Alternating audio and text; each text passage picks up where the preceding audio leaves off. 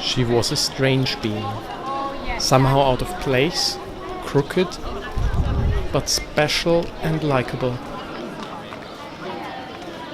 She liked living on Plaça del Pi, and it must have been difficult for her to leave Barcelona and her lover.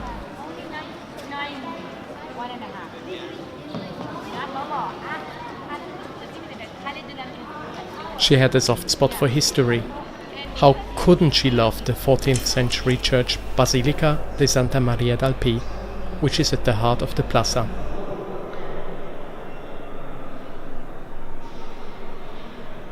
She ignored that the space around the church were actually 3 conjoined plazas.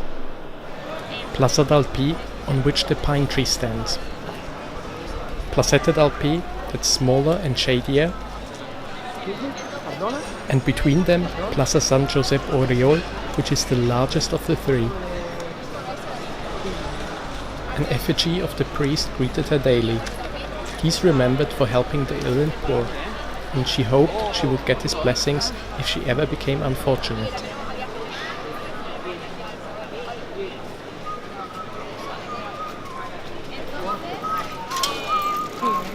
Centuries ago, the sea used to reach this area.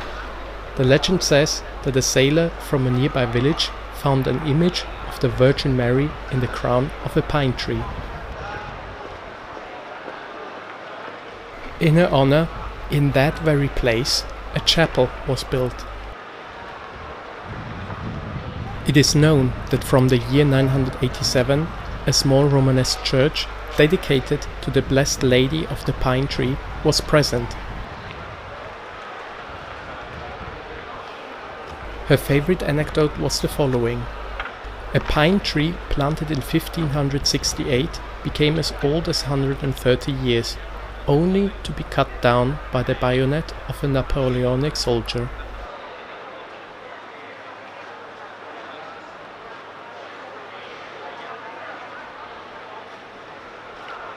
From the flat, she could see the tree.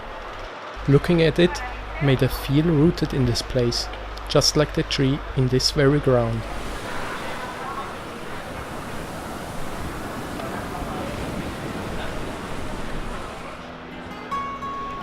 She wasn't noticed easily, but when you got to know her, she always surprised you. Music was a big part of her life.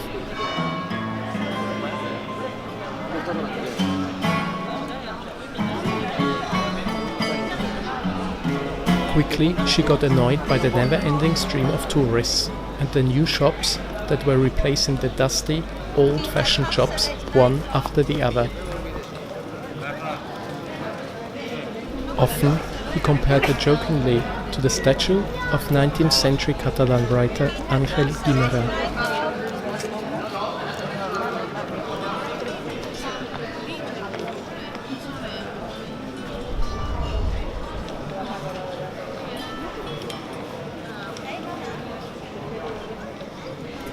She had a colorful, chaotic character and loved to get lost in the maze of tiny streets. From 8 points she could start a stroll. Carril d'Alsina normally got her to work. Carril del Sex de la Boqueria to a favorite tapas place. Carril de la Yebra she avoided when she could. Carril de la Ave Maria got her lost in thoughts. There was also larger Carril de la Paella, next to the tourist-filled Carril del Pi.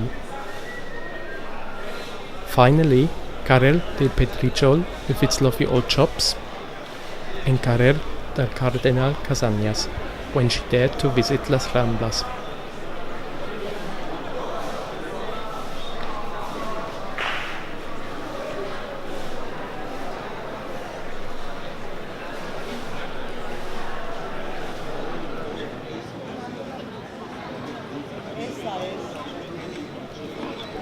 It was difficult for her to deal with reality. That's why she eventually left him. She was very negligent at that time, missed many details of the plaza, and would never find out about them.